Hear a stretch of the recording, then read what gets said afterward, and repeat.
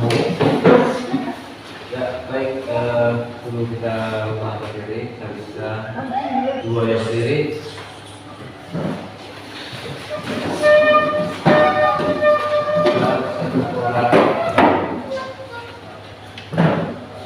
Bapak Ibu serta teman-teman, marilah kita siapkan hati untuk berdoa dalam nama Bapa dan Putra dan Roh Kudus.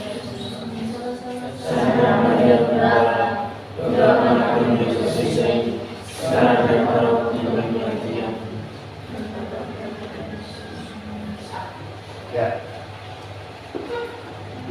Kemudian selanjutnya saya minta satu orang untuk bikin lagu bangsa. Hiduplah Indonesia Raya. Indonesia tanah airku, tanah Tuhan. Lalu berdiri jadi pandu ibu. Baik, sekarang dari sekarang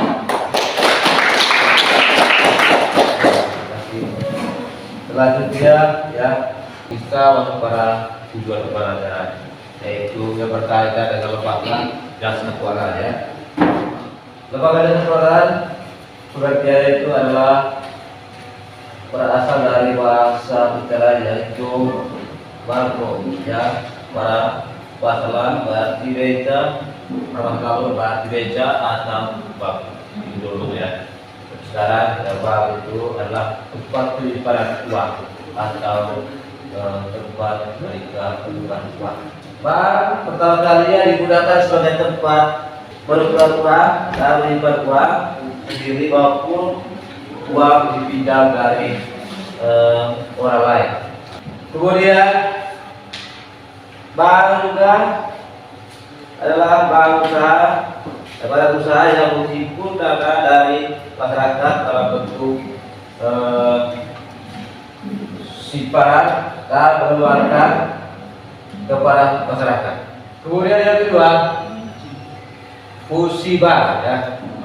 Kalau tadi yang pertama itu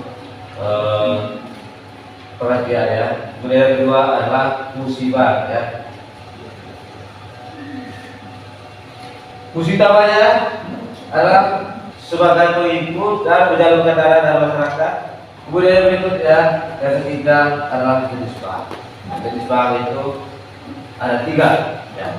Yang pertama itu adalah bank sentral, kemudian yang kedua bank umum, dan yang ketiga adalah bank perkreditan. Yang ketiga pasar modal. Ya. Pasar modal yang sering disebut sebagai bursa efek, yaitu pasar tersebut pertemuan permintaan dan tawaran. Kalau ada permintaannya maka ada tawaran. Cara jangka panjang dalam bentuk penjualan dan pembeli surat-surat berharga atau obligasi. Orang yang menjual barang itu ya, maka dia wajib membeli. Maka situ beli juga akan berawankan dengan harga yang sekian. Misalnya berapa permintaannya dan berapa juga.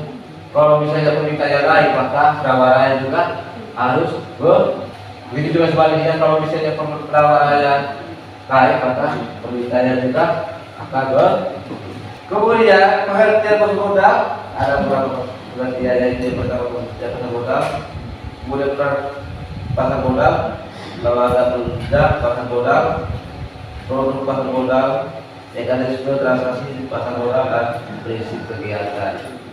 Berdasarkan pasal 240 kita sudah bukan buku dagang atau KUHD ya, itu disebut asuransi atau pertanggungjawaban, yaitu suatu perjanjian dalam mana seorang peragu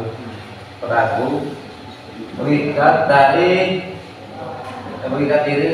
diri pada seorang bertanggung jawab dengan menerima suatu kredit kapal dan kapal pembayarannya.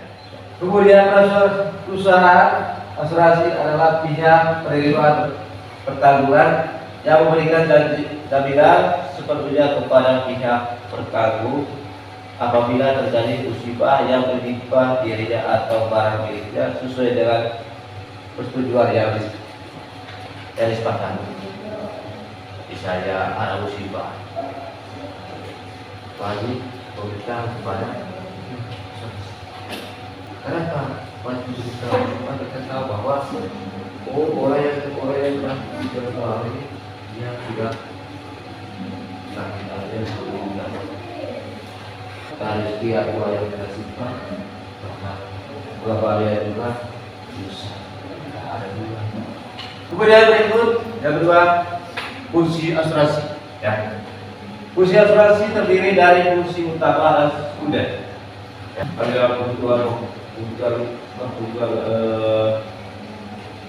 kebutuhan pokok dan ada kebutuhan sekunder. Kebutuhan utama dan kebutuhan sekunder. Ada juga kebutuhan tersier. Tapi kalau di sini ada dua kebutuhan, yaitu kebutuhan pertama dan kebutuhan kedua atau kebutuhan yang setelah kebutuhan.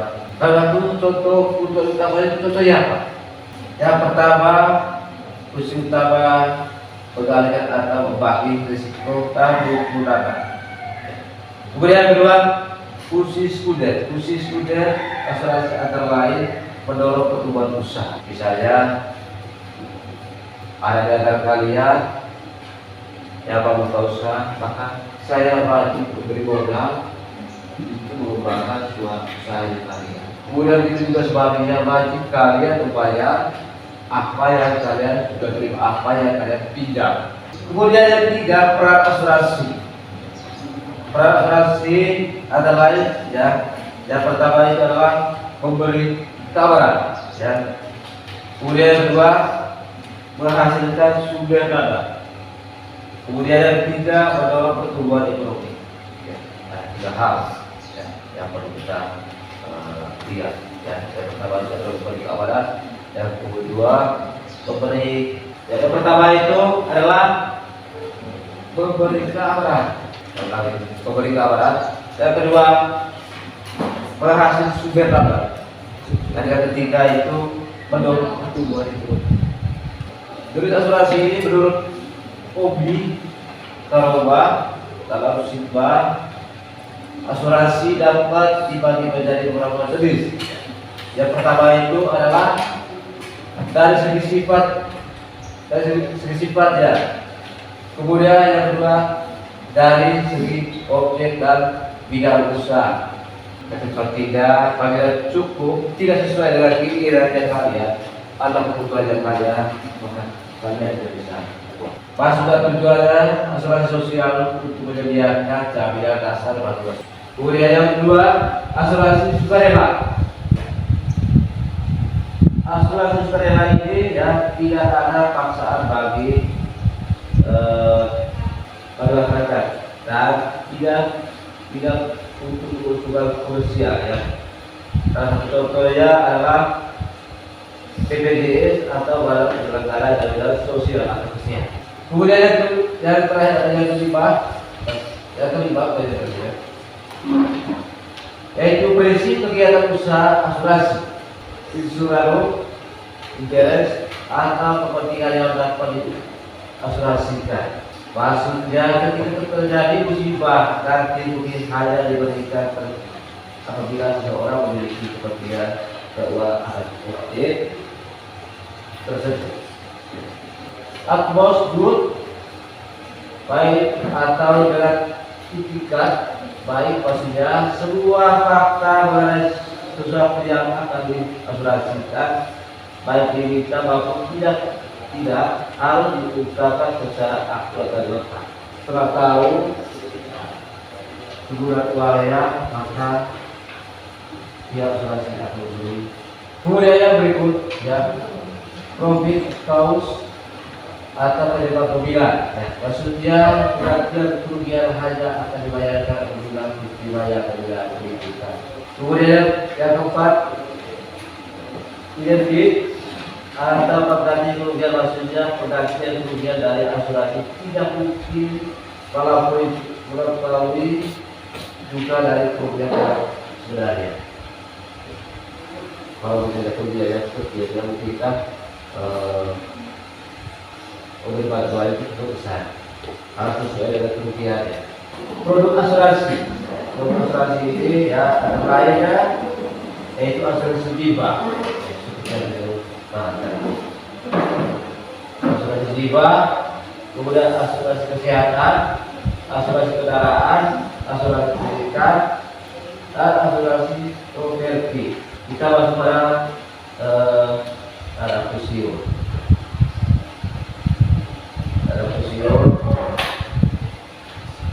Yaitu lembaga atau badan yang khusus mengurus dana fusiun dengan sumber dana dari yayasan atau perusahaan sebagai jaminan hari tua. Kalian bekerja di suatu perusahaan, maka nanti ketika kalian sudah tua, sudah 25 ke atas, kalian wajib mendapatkan dana pensiun. Perusahaan sebagai jaminan hari tua bagi anggota yayasan atau perusahaan bersangkutan yang terdapat dua jenis program pensiun, yaitu program pensiun bermanfaat pasti atau PPMP. Kemudian yang kedua, program pensiun iuran pasti atau PPIP ya. Di sini contribution. Ya. Pada program ini besar dapat pensiun tergantung pada saya iuran yang betul dan hasil perubahan. Fungsi dana pensiun yang pertama adalah menyediakan data atau uang pertaruhan ya apabila peserta meninggal dunia. Kemudian yang ketiga, ya, peran. Ya, peran dalam pensiun antara lain yaitu penyediaan biaya hidup dari di hari tua. Ya. Kemudian yang keempat, jenis yang berdasarkan Undang-Undang Nomor 11 Tahun 1992, ya. Itu jenis dana pensiun itu adalah dana pensiun bekerja dan dana pensiun lembaga keuangan. Ada dua hal, ya. Dana pensiun pemberi kerja atau DPK, dan kemudian yang kedua dana pensiun lembaga keuangan atau DPK. Kemudian yang ketiga, yang kelima, prinsip kegiatan usaha. Kemudian yang terakhir, ya, lembaga pembiayaan. Lembaga pembiayaan yang pertama itu adalah pengertiannya pemerintah, lembaga pembiayaan prestasi dalam peraturan presiden atau Perpres ya. Nomor 9 tahun 2009 kita lembaga pembiayaan. Ya. Kemudian melakukan kegiatan pembiayaan ini ya dalam bentuk pembiayaan dana atau barang modal, yaitu adalah unsur usaha, kegiatan pembiayaan, penyediaan dana, kemudian barang modal, kemudian berikut ya tidak pernah dana secara langsung atau deposit ya. Artinya tidak mengambil uang secara langsung baik dalam bentuk giro, deposito, tabungan dan surat sanggup bayar kecuali hanya untuk dipakai sebagai jaminan. Kemudian ketiga jenis, yang keempat prinsip kegiatan usaha, yang kelima produk. Kemudian yang terakhir, ya pegadaian. Ya. Yang pertama pengertian, yang kedua fungsi, yang ketiga peran, dan yang keempat prinsip.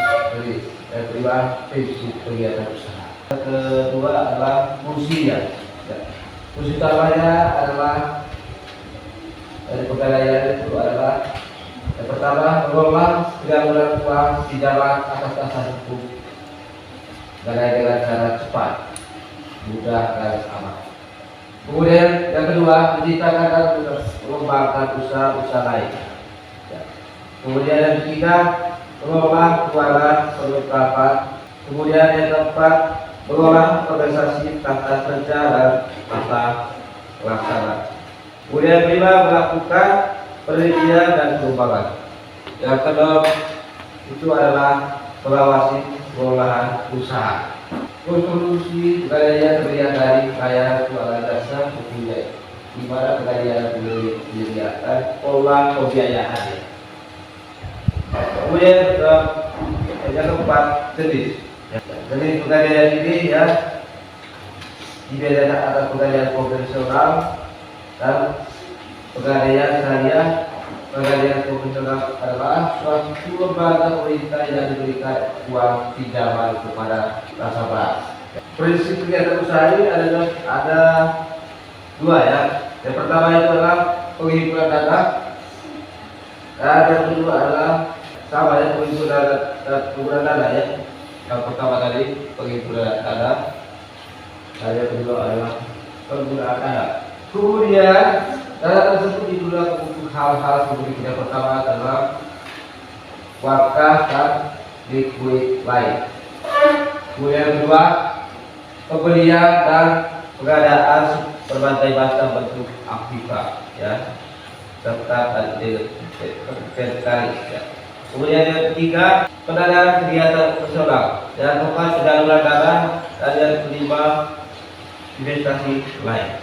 Kemudian selanjutnya kita akan mencermati video. Nanti saya akan videonya. Baik, berarti kalian kerja membuat sebuah pertanyaan dan membuat sebuah jawaban. Sebelum kita saya mau tanya kalian, yaitu pertanyaan basic ya. Bagaimana sampai saat ini kalian sudah paham? Ya, baik. Kalau begitu, pernah kalian 3 lewat? Pernah. Siapa yang pernah? Nah, sekarang pertanyaan berikut ya. Lembaga jasa keuangan apa yang pernah kalian singgah? Pak? Apa lagi? Beca. Apa lagi? 23 ini Presiden Jokowi dan anggota Dewan Komisioner OJK terang-terangan meminta industri keuangan di Indonesia untuk meningkatkan kontribusi dan juga menjaga performa kinerja. Dari titah ini sebenarnya message apa yang berusaha disampaikan dan bagaimana juga tanggapan dari Anda? Mungkin ke Pak Erwin terlebih dahulu. Terima kasih. Barangkali sesuai dengan arahan yang sempat didengar di kegiatan pertemuan tahunan industri jasa keuangan beberapa hari yang lalu, ini boleh menjadi suatu pengingat buat kami semua di industri asuransi, karena boleh dikatakan kami industri asuransi yang dibacakan dengan taktik dosa-dosa dan juga keperbaikan tata kelola yang terjadi. Namun ini bukan menjadi suatu hal yang akan membuat kami turun atau menjadi down. Saya kira ini menjadi suatu catatan pengingat buat kami. Barangkali di antara sekian banyak pelaku industri ada satu atau dua memang walaupun sedikit nilainya ya susunya jadi rusak sebelanga. Ini juga berat bagi kami di ASI ataupun kita di Pemilu di AOI ataupun di kadang asosiasi yang lain, dan tentu juga berada di naungan besar Dewan Asuransi Indonesia. Kami melihat bahwa hal tersebut masih menjadi suatu anomali lah di antara baiknya kinerja industri asuransi secara umum. Karena saya menyampaikan industri asuransi syariah itu sendiri sejak masa pandemi sampai 3 tahun terakhir, alhamdulillah kami mencatatkan pertumbuhan yang baik dari sisi aset maupun dari sisi kontribusi atau premium konvensionalnya.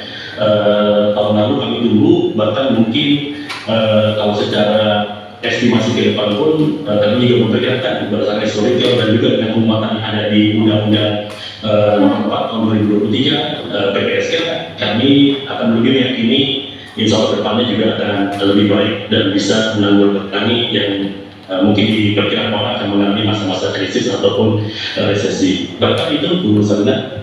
Baik Pak Erwin, itu tadi dari asuransi syariah ya pandangannya, dan juga memang optimistis tersendiri ya Pak ya dari memang landscape asuransi syariah. Dari asuransi umum sendiri bagaimana Pak Widodo dengan adanya titah dari Presiden Jokowi dan juga anggota Dewan Komisioner OJK yang meminta industri keuangan tanah air terutama asuransi untuk tetap menjaga market conduct-nya dengan baik di tahun ini?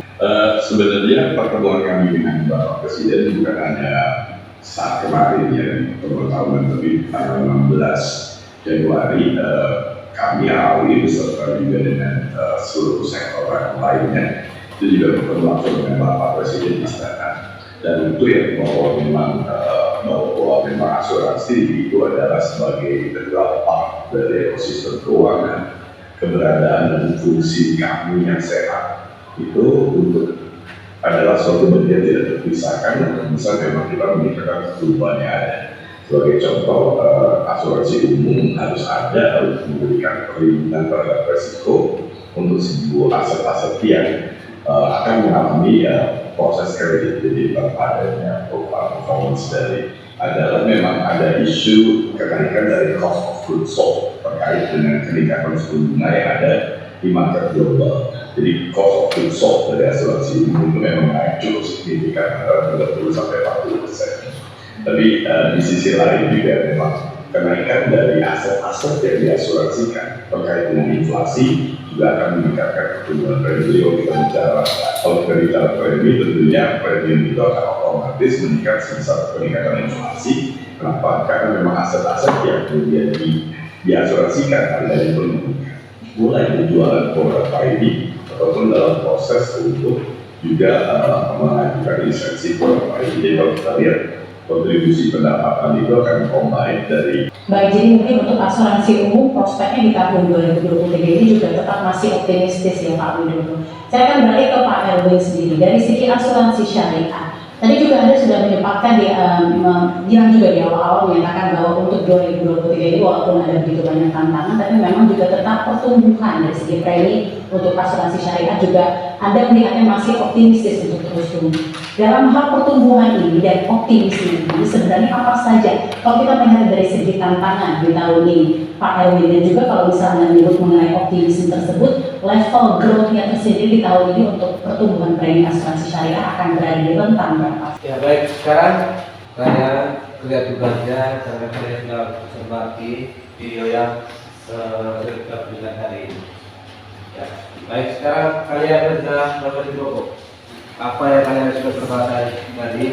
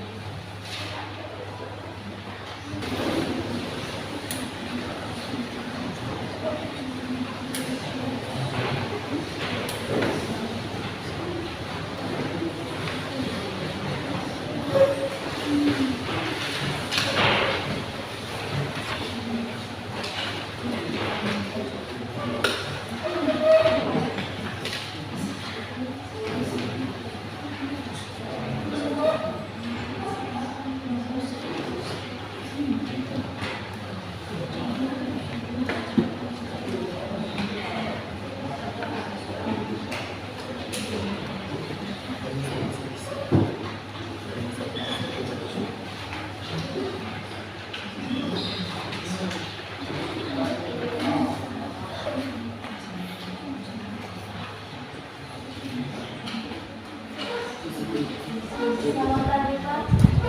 Selamat pagi teman-teman. Terima kasih atas waktu dan kesempatan yang telah diberikan kepada kami. Kami akan mempresentasikan hasil kerjasama kami kepada teman-teman semua. Yang pertama, mendorong investasi dan pertumbuhan. Optimisme dapat mendorong pelaku industri dan investor untuk berinvestasi dan mengambil langkah-langkah strategis yang berani.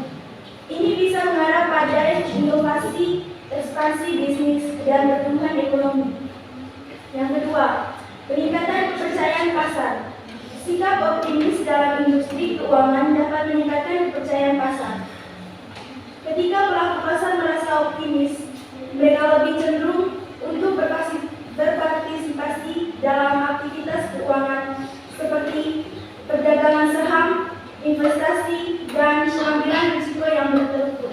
Pemulihan dan krisis. Dalam situasi krisis atau ketidakpastian ekonomi, Optimisme dapat menjadi pendorong utama untuk pemulihan. Ini mendorong lembaga keuangan dan perusahaan untuk tetap bertahan, beradaptasi, dan menemukan peluang baru.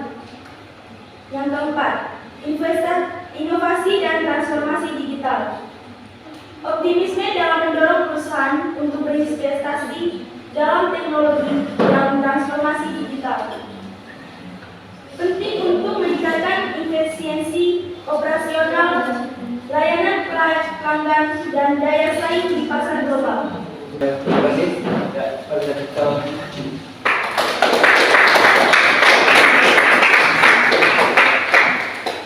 selanjutnya pertanyaan dari kelompok lain, silakan.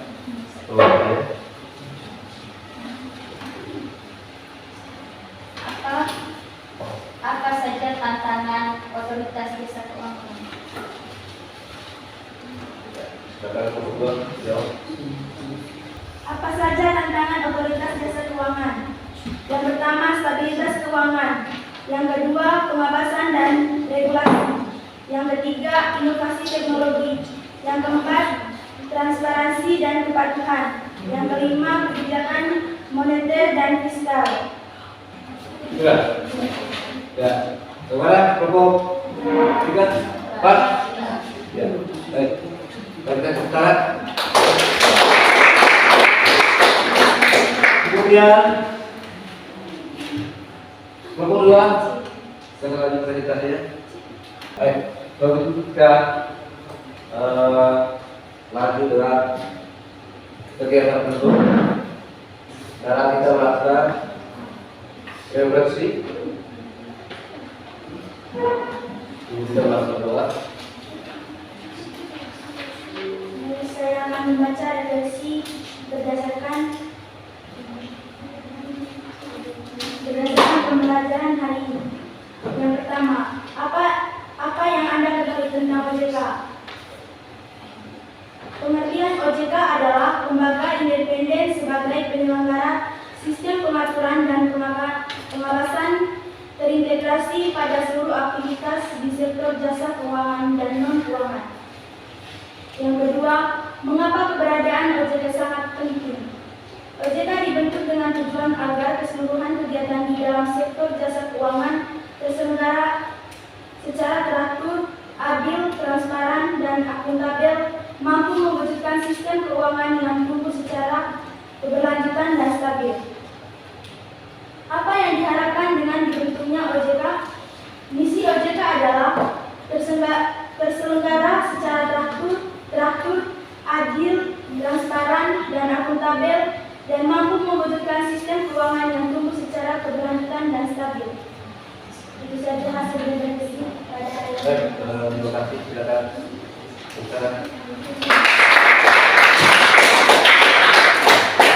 Selanjutnya untuk kegiatan selanjutnya nanti ke depan kita harus seperti yang baik, tanggal dan lain.